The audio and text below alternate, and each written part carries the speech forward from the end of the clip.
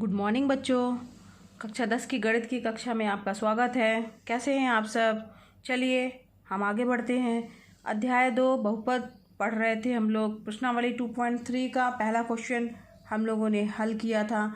अब बढ़ते हैं हम क्वेश्चन नंबर 2 की ओर। ठीक है, तो क्वेश्चन नंबर 2 हमारा क्या कह रहा है? पहले बहुपद से दूसरे बहुपद को भाग करके जांच कीजिए कि क्या प्रथम बहुपद द्वितीय बहुपद का एक गुणनखंड है। तो हमें भाग करना है और देखना है कि जो प्रथम बहुपद है वो द्वितीय बहुपद का जो है गुणनखंड है कि नहीं है। ठीक है, तो अगर यहाँ ध्यान दीजिए बच्चों, गुणनखंड अगर है तो इसका मतलब है कि भाग देने पर हमें क्या प्राप्त होगा? शेषफल के रूप में शून्य प्राप्त होगा। अगर शेषफल शून्य प्राप्त हो रहा है तो इसका मतलब है कि जो ये पहला बहुपद है वो दूसरे बहुपद का क्या होगा? गुणनखंड होगा। ठीक है, ये अब इसको चलिए आगे हम करते हैं। पहला को इसके 3 पार्ट दिए हुए हैं, पहला, दूसरा और तीसरा। तो पहला पार्ट हम लेके चल रहे हैं। पहला पार्ट दिया हुआ है t² - 3। ठीक, इसको ये प्रथम बहुपद हो गया। और द्वितीय बहुपद क्या है हमारा? 2t⁴ + 3t⁵ - 2t⁵ - 9t और -12। ठीक है, चलिए तो अब इसमें हम क्या करना है? इसको भाग करके देखना है हमें कि गुणनखंड है कि नहीं। तो चलिए आइए हम नॉर्मल भाग की प्रक्रिया जो है करते हैं। इस नॉर्मल भाग वाली प्रक्रिया को बहुपदों के लिए जब हम करते हैं तो इसे कौन सी प्रमेय कहा जाता है बच्चों? हमने कल पढ़ा था, विभाजन एल्गोरिथम कहा जाता है। ठीक है, चलिए आइए करते हैं। कैसे करेंगे देखिए, यहाँ पे हम लेंगे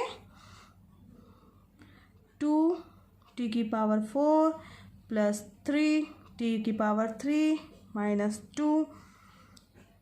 2t² - 9t और यहाँ -12।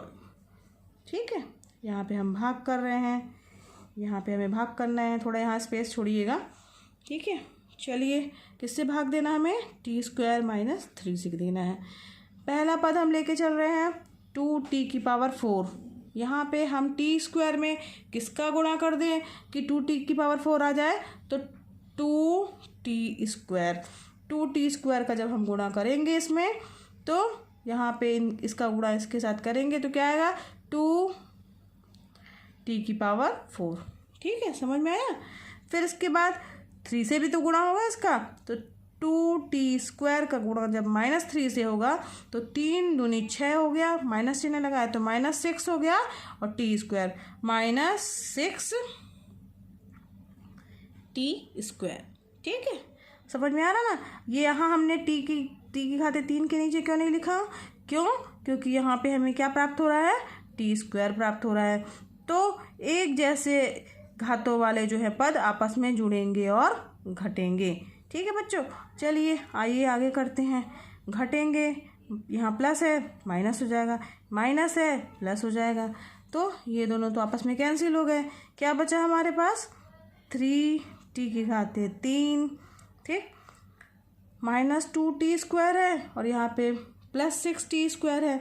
6t² में से 2t² घटेगा तो कितना आ जाएगा? 4। तो यहाँ पे क्या जाएगा? +4t²। ठीक, समझ में आया यहाँ तक? ठीक है बच्चों, ठीक, चलिए अब आगे बढ़ते हैं। यहाँ पे ध्यान दीजिए, अब हमारे पास में क्या है? ये, हाँ, अब यहाँ पे ध्यान दीजिए 3t⁵ है। ठीक, अब यहाँ पे हम जो है देखेंगे, यहाँ -9t भी उतार लेंगे हम। अब यहाँ पे हम किसका भाग दें कि 3t² आए। तो यहाँ पे t² दिया हुआ है, यहाँ पे +3t का अगर हम गुणा कर देंगे यहाँ पे इन दोनों का तो क्या जाएगा? 3t⁵ 3। 3t⁵ 3। ठीक, अब 3t का -3 से गुणा होगा, -3 × 9 और t। ठीक है, चलिए आगे बढ़ते हैं। घटेंगे, यहाँ पे चिन्ह प्लस है तो माइनस हो जाएगा, माइनस है तो प्लस हो जाएगा। ठीक है, समझ में आ रहा है ना बच्चों? इसके बारे में हमने कल नॉर्मल जैसे हम भाग करते वैसे ही कर रहे हैं, बस इसमें बहुपद है इसलिए जो है थोड़ा सा ये ध्यान रखना है आपको कि समान घातों वाले पद ही आपस में जुड़ेंगे और घटेंगे। ऐसा मत करिएगा कि टी की पावर 4 के साथ में टी की घाते 3 वाला कर दीजिए, या 4t² लिखा उसके नीचे 9t करके और आपने घटा दिया, तो इस क्वेश्चन जो है आपका गलत हो जाएगा। ये बात बहुत ध्यान रखने की है कि जैसी पावर होगी सेम पावर वाली चीज़ें जो है वो आपस में समान घातों वाले पद जो है आपस में जुड़ेंगे और घटेंगे। ठीक है, चलिए आगे बढ़ते हैं। ये दोनों आपस में क्या हो गए, कैंसिल हो गए। क्या बचा हमारे पास में, 4t² बचा। ठीक, और ये दोनों भी आपस में क्या हो गए, कैंसिल हो गए। अब -12 जो है जो बचा हुआ था वो हमने उतार लिया, ये बचा हुआ ना, ये यहाँ पे हमने उतार लिया। ठीक, अब यहाँ पे ध्यान देते हैं कि t² है, अब यहाँ पे 4t² है, तो यहाँ पे हमें लाने के लिए किसका गुणा करना पड़ेगा, +4 का गुणा करेंगे। क्या प्राप्त होगा बच्चों, 4t²। अब 4 का गुणा -3 से भी होगा तो कितना आएगा, 4×3 12 -12। ठीक, अब घटेंगे ये आपस में, माइनस का चिन्ह लगेगा, प्लस है तो माइनस हो जाएगा, माइनस है तो प्लस हो जाएगा, ये इससे कट जाएगा और ये इससे कट जा रहा है, तो हमारे पास शेषफल क्या मिल रहा है, 0। कहा जाए तो क्या मिल रहा है, शेषफल क्या प्राप्त हो रहा है बच्चों, 0 मिल रहा है। अब चूंकि शेषफल जो है 0 मिल रहा है तो इसका मतलब क्या हुआ कि जो हमारा पहला बहुपद था वह दूसरे बहुपद का एक गुणनखंड है। ठीक है, क्योंकि शेषफल क्या हो रहा है, पूरा कट जा रहा है, पूरा कट जा रहा है, इसका मतलब है कि ये जो है गुणनखंड होगा। ठीक है, तो चूंकि क्या लिखेंगे हम, कैसे लिखेंगे इसके लिए, चूंकि शेषफल 0 है, 0 प्राप्त हो रहा ना। ठीक है, चूंकि शेषफल जो है 0 है, इसलिए प्रथम बहुपद द्वितीय बहुपद का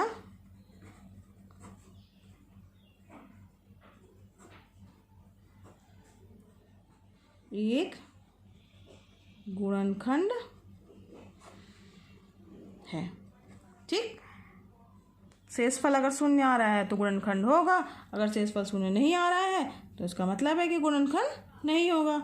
चलिए, इसका सेकंड पार्ट जो है वो भी सरल सा ऐसे ही करना है, ये आपका होमवर्क है, और थर्ड पार्ट जो है इसको हम बताने जा रहे हैं। ठीक है, तीसरा पार्ट इसका एक और देख लीजिए। चलिए आइए तीसरा पार्ट देखते हैं क्या है। चलिए बच्चों, इसके थर्ड पार्ट की ओर चलते हैं। थर्ड पार्ट क्या कह रहा है, x³ - 3x + 1। ठीक है, और ये इसका प्रथम बहुपद है, और दूसरा बहुपद क्या दिया हुआ है, x की पावर 5, मतलब x की घाते 5 - 4x की घाते 3 + x की घाते 2 + 3x + 1। ठीक है, अब हमको क्या करना है, इसमें भाग करना है। प्रथम बहुपद का द्वितीय बहुपद में भाग करेंगे। अगर भागफल देने के बाद अगर शेषफल 0 आता है तो यह इसका प्रथम बहुपद जो है वो द्वितीय बहुपद का गुणनखंड होगा। अगर 0 नहीं आता शेषफल तो गुणनखंड नहीं होगा। चलिए आइए देखते हैं इसको कैसे करेंगे। x⁵ - 4x की घाते 3 + x² + 3x + 1 भाग कर रहे हैं। ठीक, किसका भाग कर रहे हैं, x की घाते 3 - 3x + 1 का। ठीक, अब यहाँ पे x की घाते 3 है, यहाँ पे कितनी है, x की घाते 5। ठीक है, तो यहाँ पे x की घाते 3 दिया हुआ है, और यहाँ पे क्या दिया हुआ है, x की घाते 5। तो किसका गुणा करें x की घाते 3 में कि x की घाते 5 हो जाए, तो x² का। ठीक, अब गुणा करिए तो x की घाते 5 आ गया, -3x का गुणा x² से होगा तो क्या आएगा, -3x की घाते 3, तो -3x की घाते 3, और यहाँ पे x² का गुणा 1 से होगा तो क्या आएगा, x² +1 है, तो ये यहाँ पे आएगा +x²। ठीक है, चलिए घटाते हैं। घटाने पर यहाँ पे चूंकि घटाना मतलब यहाँ पे बीच का चिन्ह लगेगा, घटा रहे हैं, यहाँ पे प्लस है, यहाँ माइनस हो जाएगा, यहाँ माइनस है, यहाँ प्लस होगा, यहाँ पे प्लस है तो अब यहाँ पे क्या होगा, माइनस का चिन्ह हो जाएगा। ये तो आपस में कट जाएंगे, कैंसिल हो जाएंगे। अब यहाँ पे ध्यान दीजिए, -4x की घाते 3 है, 3x की घाते 3 है, तो क्या बचेगा बच्चों यहाँ पर माइनस x की घाते 3 बचेगा। एक घट जाएगा, क्योंकि बड़ी संख्या माइनस में है इसलिए माइनस का चिन्ह आएगा। एक्स स्क्वायर से एक्स स्क्वायर कैंसिल हो जाएगा। ठीक, अब यहाँ पे क्या बचा प्लस 3x और यहाँ पे प्लस 1। ठीक है, अब यहाँ पे ध्यान दीजिए एक्स क्यूब है, यहाँ पे भी माइनस एक्स क्यूब है। किसका गुणा करेंगे, माइनस एक्स क्यूब है तो यहाँ पे -1 का गुणा करेंगे। -1 का गुणा कर दिया हमने तो क्या आ गया माइनस एक्स क्यूब। ठीक, अब यहाँ -1 का गुणा इससे भी होगा तो प्लस 3x। ठीक है, माइनस माइनस क्या हो जाएंगे, प्लस हो जाएंगे। फिर -1 का गुणा +1 से होगा तो क्या आ जाएगा -1। ठीक, घटाने का चिन्ह लगेगा, माइनस है तो प्लस, प्लस है तो माइनस, माइनस है तो प्लस। ठीक, ये दोनों तो आपस में माइनस प्लस कैंसिल हो गए, प्लस माइनस कैंसिल हो गए। ठीक है, क्या बचा, लेकिन यहाँ पे ध्यान दीजिए 1 है और ये भी +1 में आ गया, तो 1 और 1 कितना आ गया 2। ठीक, अब यहाँ पे 2 आ गया। अब यहाँ ध्यान दीजिए क्या हमारा शेषफल, ये हमारा क्या है शेषफल है। 2 की ओर ध्यान दीजिए, अगर ये आपस में ये भी कट गए होते, शून्य शेषफल आ गया होता तब तो कोई बात नहीं है, पहला बहुपद जो है दूसरे बहुपद का क्या होता है, एक गुणनखंड होता। लेकिन चूंकि शेषफल कितना आ जा रहा है 2 प्राप्त हो रहा है, तो इसका मतलब हुआ शेषफल हमारा 0 नहीं है। अब 0 नहीं है तो पहला बहुपद दूसरे बहुपद का गुणनखंड नहीं होगा। ठीक है, तो इसी तरीके से लिखेंगे, चूंकि शेषफल 0 नहीं है, अर्थात 0 नहीं मतलब 2 प्राप्त हो रहा है ना, और 2 बराबर है क्या 0 के, नहीं है, अर्थात 2 बराबर नहीं है 0 के। ठीक है, अतः प्रथम बहुपद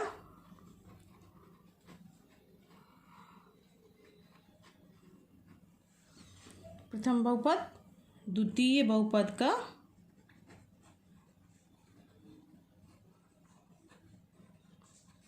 एक गुणनखंड नहीं है,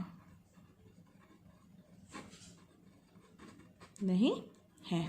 ठीक है, समझ में आ रहा है ना बच्चों, क्यों नहीं होगा, भाग करके देखेंगे। भाग बहुत आसान है, केवल इस बात का ध्यान रखना है आपको कि जो x की पावर के रूप में जितना दिया हुआ समान घातों वाले पद जो है आपस में जुड़ेंगे और घटेंगे। ठीक है, चलिए ये जो है इसके 3 पार्ट थे, पहला पार्ट और तीसरा पार्ट मैंने बताया है आपको, सेकंड वाला आपका होमवर्क है। अब क्वेश्चन नंबर 3 की ओर बढ़ते हैं, देखते हैं क्या कहता है।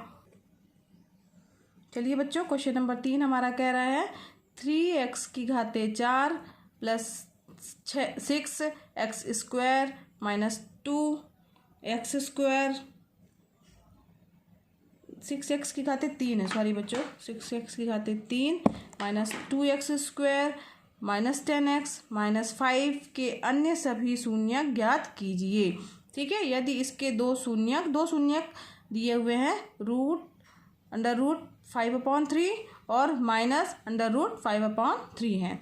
ठीक है, तो बच्चों हमने पढ़ा था शून्यक के बारे में कि अगर रैखिक बहुपद है तो उसका केवल एक शून्यक होता है, द्विघाती बहुपद है तो अधिकतम 2 शून्यक होंगे, त्रिघाती बहुपद है तो अधिकतम 3 शून्यक होंगे, और अगर 4 घात वाला बहुपद है तो 4 शून्यक होंगे। इस टाइप से कहा जाए तो इसके शून्यक हमें पता चलेंगे कि कितने होंगे। ठीक, तो चूँकि ये इसमें अधिकतम घात कितनी है 4। ठीक है, x की पावर कितनी दी हुई है 4, तो इसके कितने शून्यक होंगे बच्चों, इसके शून्यकों की संख्या होगी 4।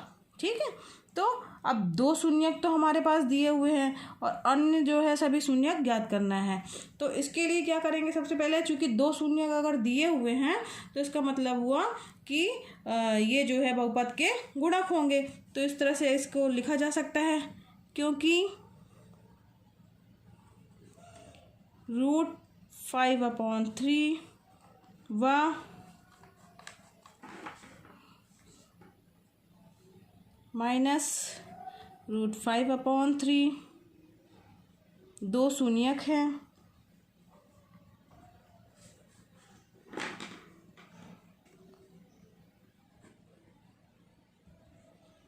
अतः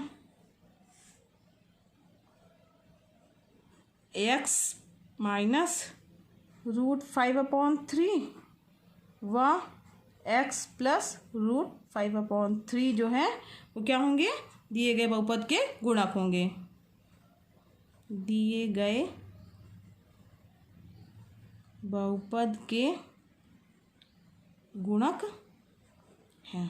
ठीक है, इसका मतलब ये हुआ कि ये बहुपद के गुणक हैं तो यानी x minus √5/3 into x plus √5/3। ठीक है, अब ये किसके बराबर हो जाएगा, ये बराबर हो जाएगा x का गुणा x से होगा x प्लस ए, एक्स माइनस ए प्लस बी, ए माइनस बी बराबर क्या होता है ए स्क्वायर माइनस बी स्क्वायर, यानी एक्स स्क्वायर और माइनस 5/3। अंडर रूट वाली चीज़ें हट जाएंगी। क्यों? क्योंकि ए स्क्वायर माइनस बी स्क्वायर बराबर होता है ए प्लस बी इंटू ए माइनस बी। ठीक है, ये फार्मूला होता है। इसके आधार पर हमारे पास ये प्राप्त हो गया।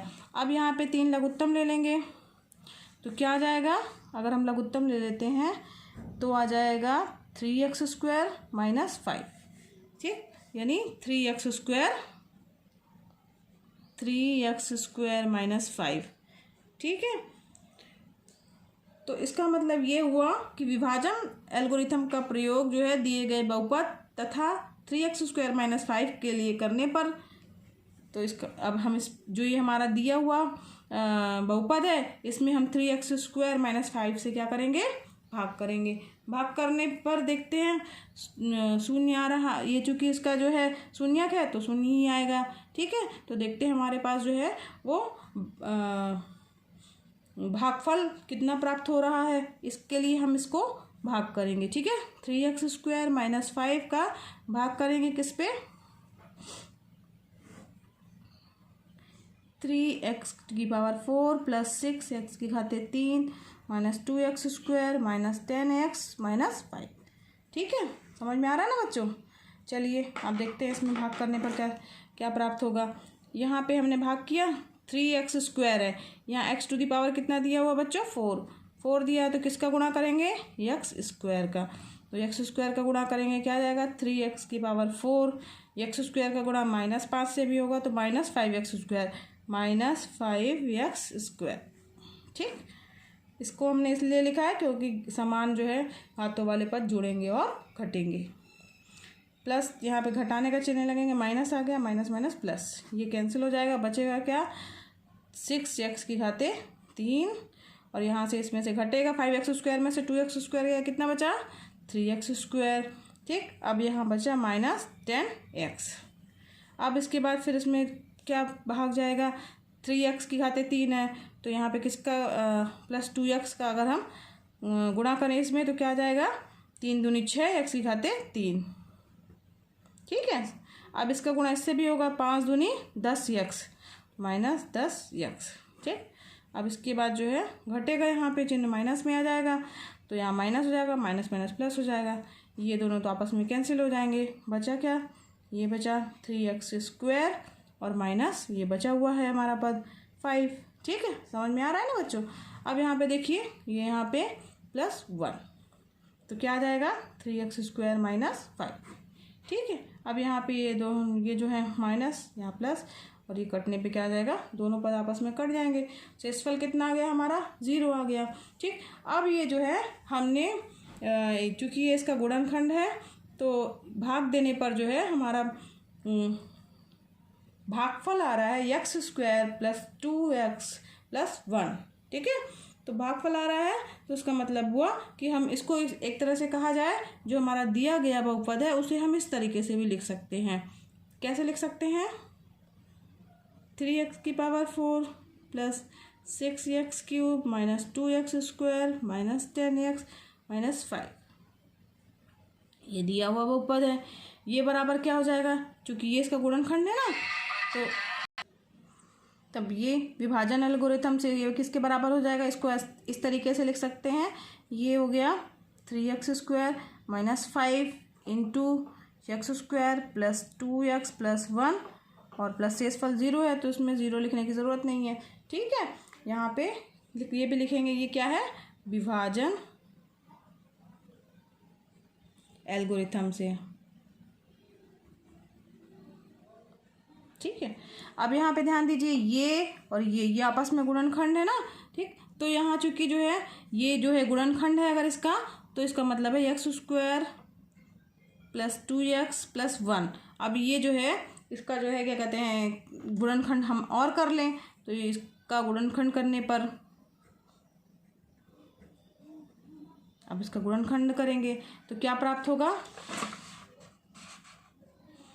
अब यहाँ पे देखिए इसमें से 2x है तो इसको लिख सकते हैं x square plus x plus 1। X common आ जाएगा, क्या बचेगा इसमें एक्स प्लस 1। यहाँ पे 1 कॉमन ले लीजिए तो क्या बचेगा एक्स प्लस 1। एक्स प्लस 1 दोनों में कॉमन है तो क्या आ जाएगा x plus 1 into x plus 1। ठीक, तो चूँकि एक्स प्लस वन आ गया, यानी इसका मतलब हुआ एक्स बराबर, एक बार क्या आएगा -1 और एक बार आएगा एक्स बराबर 1। ठीक है, तो इसका मतलब हुआ नहीं एक्स बराबर -1 और ये यहाँ एक्स बराबर -1, दो हमारे पास -1 प्राप्त हो गए। शून्यक है ना, क्योंकि ये इसको जो है 0 मान आ रहा है प्राप्त, हर जो है वो शेषफल शून्य आ रहा है, इसलिए ये इसके क्या होंगे शून्यक होंगे। तो इसका मतलब हुआ इसलिए इसके शून्यक x बराबर -1 एक ये वाला प्राप्त हो गया और एक और कौन सा प्राप्त हो गया -1, यानी दोनों -1। तो कुल मिला के कितने शून्यक हो गए हमारे पास में 4। तो उत्तर आप अलग से लिखिएगा। अतः दिए गए बहुपद के सभी शून्यक √5/3 -√5/3 -1 व -1 है। ठीक है, चलिए बच्चों समझ में आया ना। अब क्वेश्चन नंबर 3 हमारा ख़त्म हो गया है। क्वेश्चन नंबर 4 और आगे के प्रश्न जो है हम नेक्स्ट लेक्चर में पढ़ेंगे। समझ में आया ना बच्चों? Thank you.